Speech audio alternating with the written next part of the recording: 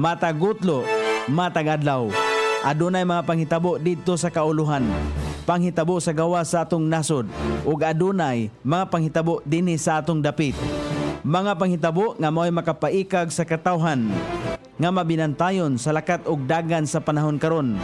Itanyag ning istasyon DXSR ang 7 o'clock Breakfast News.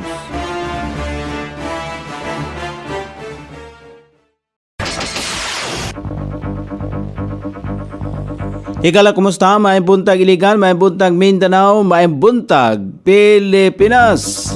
Adang Huwebes, petsa 5 ni buwan sa Pebrero ng tuiga 2026. Sangan sa ato station manager Pastor Ruben Sulapas, kini ang inyong KSR Kabisaya Nonay B.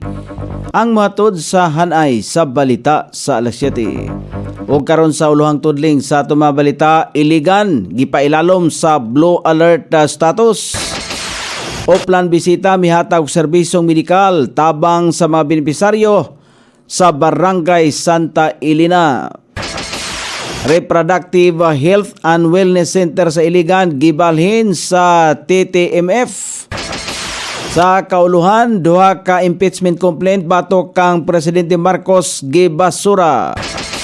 Philippine Coast Guard nakita na ang nalunod nga Roro vessel sa Basilan, ihap sa namatay, misaka sa 43.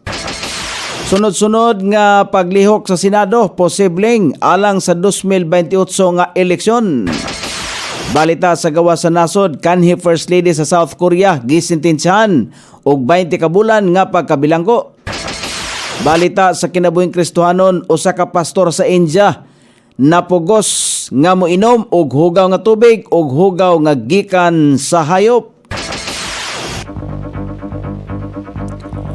Kini ang uluhang tudling sa itong mga balita nga dalit kanato ning istasyon DXSR 106.7 sa inyong FM dial.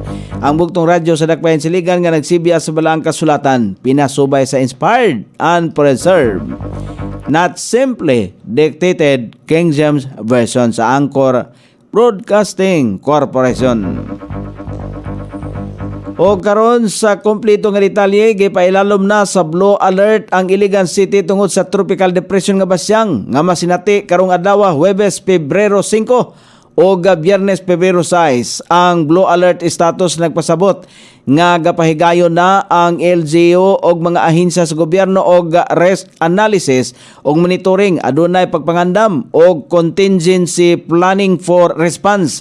Sumala pa sa Coast Guard Asalom Ismail, ang station commander sa Philippine Coast Guard Lanao del Norte, gipahimangnuan na nila ang mga mananagat nga dili una mo lawig sa kadagatan. Gaangkurahin na usab ang mga cargo vessel sa Barangay Kiwalan o naka-standby na usab ilang mga floating assets. Andam na usab ang rubber boat sa Task Force Iligan in kaso nga gikinahanglan kini. Code white usab ang health cluster sugod kagapong adlaw nagpasabot nga ang health response team og mga committee on call og mo report na gilayon kung adunay emerhensya. Naka-standby na usab ang Health Emergency Management Staff or DRRM, Disaster Risk Reduction Management in Health. Samtang andam na usab ang mga heavy equipment operators sa City Engineers Office o mga sakinan sa carpool nga makatabang sa evacuation. Adunay andam nga relief assistance ang City Social Welfare sa alang sa 150 ka mga pamilya apan magdugang pa og aduna sila'y quick response team kung andam nga personnel kung adunay evacuation centers nga ablihan lakip nga mo assist ang Iligan City Police Office. Gi-activate na usab ang Incident Command System samtang gimobilize na ang Emergency Operation Center o Incident Management Team. naghatag og libreng serbisyo medikal og tabang sa upat ka mga masakiton sa Barangay Santa Elena ang Oplan Bisita, usa ka programa sa administrasyon ni Mayor Frederick Siao tumong sa mga programa nga mahatod mismo ang serbisyo medikal sa mga panimalay sa mga masakiton nga walay katakos nga magmugasto sa pagpa-check up sa doktor. Atol sa pagbisita, gihatagan ang mga pasyente og libreng serbisyo medikal sama sa check up sa doktor og libreng tambal. Gihatagan usab sila og mga gamit sa panimalay, bugas, pinansyal nga tabang. Usa sa mga nakadawat og serbisyo mao si Raiduel Silion nga bedridden tungod sa sakit nga brain tumor. Ang iyang inahan nga si Delia Silion nagpasalamat sa Oplan Bisita sa pagbisita sa iyang anak og nang hinaot nga pinaagi sa mga programa. Matabangan sila sa mga kinahanglanon ini, ilabi na ang mga tambal. Gawas kang Silion, laing tulo ka mga pasyente nga adunay diabetes o tuberculosis ang gibisita gihapon o gihatagan usab sa susamang serbisyo. Gipahibalo sa City Health Office sa Iligan nga ang Reproductive Health and Wellness Center ibalhin nga to sa Temporary Treatment and Monitoring Facility sa Barangay del Carmen na sugod karong adlaw Pebrero 5 ning tuiga 2026. Ang TTMF nahimutang sulod sa Personal Services Division o Carpol Compound duol sa Commission on Audit sa Satellite Office. Sumala pa sa CTH kon CHO kini nga pagbalhin kabahin sa ilaang pasalig nga makahatag og mas accessible, komportable o maayong nga lugar alang sa di kalidad nga serbisyo sa reproductive health and wellness alang sa mga Iliganon. Giawag ang tanang kliyente nga gustong mo-avail sa serbisyo sa reproductive health and wellness center sama sa HIV counseling and testing og STI services nga dito na moadto sa bag-ong lokasyon. O karon sa balita sa kauluhan, hingpit na nga gibasura sa House Committee on Justice ang duha ka reklamong impeachment batok ang Presidente Ferdinand Marcos Jr.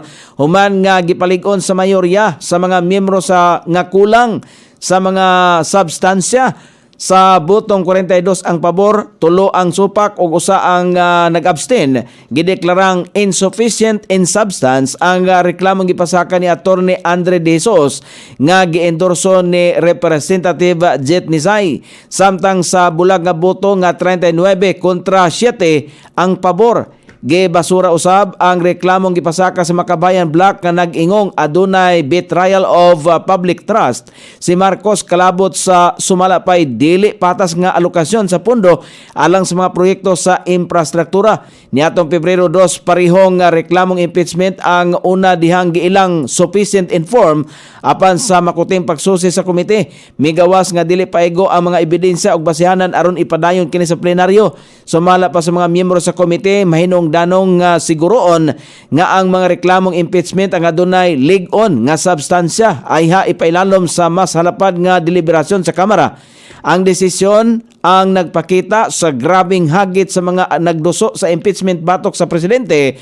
Labaw na nga kontrolado sa mga kaalyado sa administrasyon ang ubos balay balauranan. Natumbok na sa Philippine Coast Guard ang nahimutangan sa nalunod nga MV Tricia Kirsten 3 sa kadagatang sakop sa Balok-Balok Island, Basilan. Sumala pa sa Philippine Coast Guard, nakaposisyon ang barko sa east to west nga posisyon. Usa ka patay ang narecover sa lugar, busa misaka sa 43 ang ihap sa mga nangamatay, samtang 316 ang natahong nakalingkawas gikan sa piho nga kamatayon. Gikompirmar usab sa side scan sonar nga ang barko nakita mao ang MV Tricia Kirsten 3 apan na malisod paghihapon nga ipahigayon ang operasyon tungod sa dagkong balod og hangin dala sa tropical depression nga basyang. Mahinumduman nga ang MV Tricia Kirsten 3 usa ka passenger ferry nga gipanagiyahan sa Alison Shipping Lines ang nalunod sa kadagatan sa Basilan niadtong Enero 26 sa kadlawon. Gilaumang magpadayon ang diving operation sa Huwebes kung karong adlaw Pebrero 5.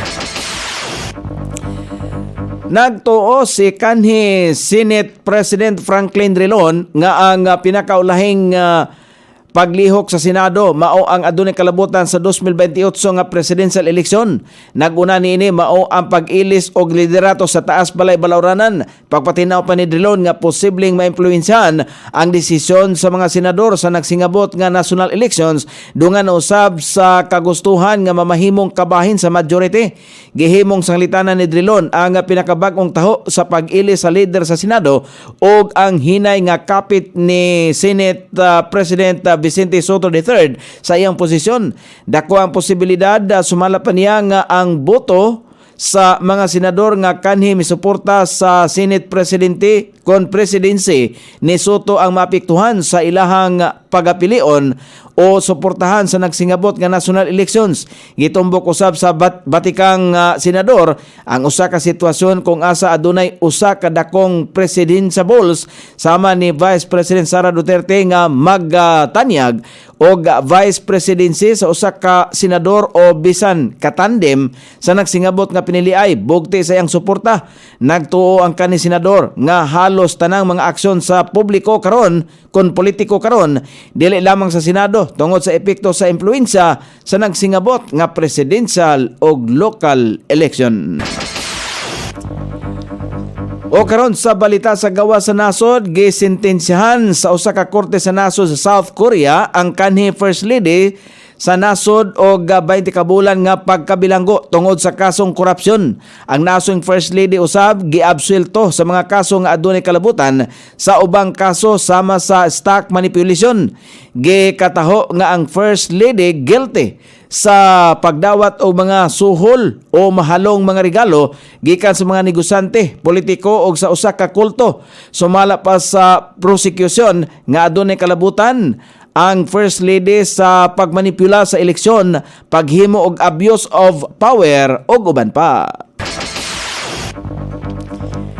O karon sa balita sa kinabuhing Kristiyanon, usa ka pastor sa India giakusahan nga namugos og pagpangabig og kalag ngadto sa mga katawhan, hinungdan nga gipakaon siya og hugaw sa gikan sa baka o gipainom og hugaw nga tubig. Ang nasoy nga panghitabo ginabuhat mismo sa mga radikal nga Hindu nga mao ang nag-akusar ngadto kaniya. Gikataho nga gipakaulawan usab ang nasoy pastor pinagi sa pagpatila sa lapalapa sa hugaw nga tsinilas o pagkastigo kaniya sa publikong lugar. Nahibaluan usab nga sa pag-abot sa kapulisan, wala usab nila gipugnan dayon ang nasong panghitabo apan naghulat lamang og pipila ka minuto ay gibilanggo ang mga radikal nga Hindu. O karon sa pagbanabana sa kahimtang sa panahon, ang sentro sa tropical storm nga Basyang ana kinis nahimutang sa gibanabanang gilayon sa 460 km sa sidlakang bahin sa Hinatuan, Surigao.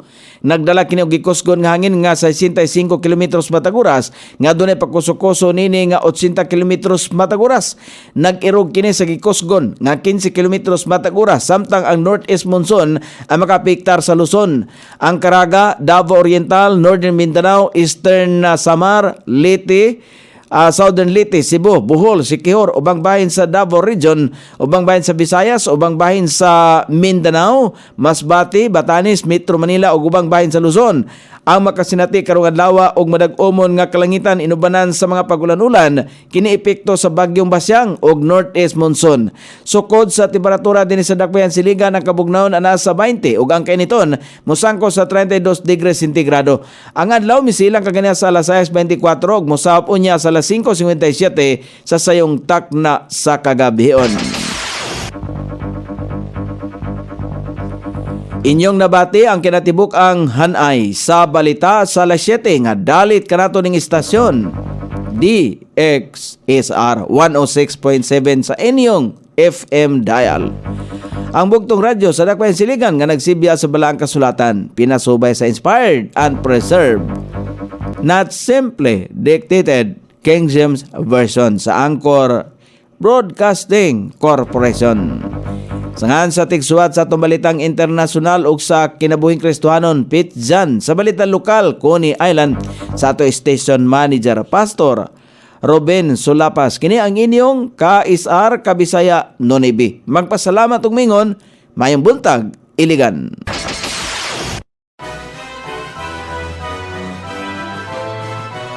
inyong nabati ang 7 o'clock breakfast news hangtod na usab og mga adlaw sa samang takna o sa samang istasyon. Daghang salamat sa iyong pagpaminaw ug maayong buntag.